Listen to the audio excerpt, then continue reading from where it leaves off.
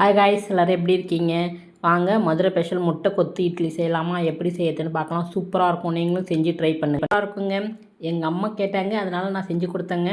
நீங்களும் செஞ்சு ட்ரை பண்ணி பாருங்கள். அடுப்பு பற்ற வச்சு கடாய் வச்சுக்கோங்க. கடாய் காஞ்சவுடனே எண்ணெய் சேர்த்துக்கலாங்க. உங்கள் தேவைக்கு எண்ணெய் சேர்த்துக்குங்க. எண்ணெய் காஞ்சவுடனே பெருஞ்சீரகம் சேர்த்துக்குங்க. கொஞ்சமாக சேர்த்தா போதும்.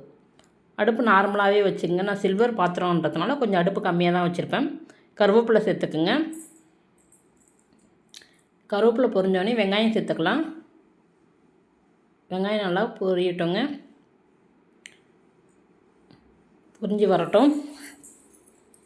உப்பு சேர்த்துக்குங்க. உப்பு மஞ்சத்தூள்.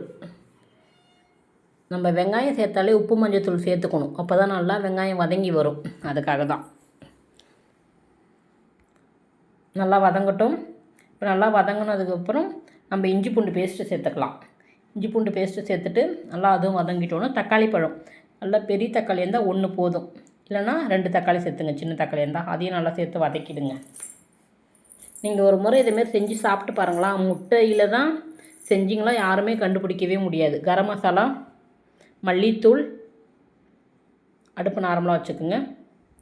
காரமிளகாய்த்தூள் சேர்த்து நல்லா மிக்ஸ் பண்ணிவிடுங்க. 3த்தையும் நல்லா கலந்து விடுங்க. இந்த மசாலா வாசனை போனோடனே நம்ம 3 முட்டை உடச்சி வச்சுருக்கோம், அதையும் சேர்த்துக்கலாங்க. அதோட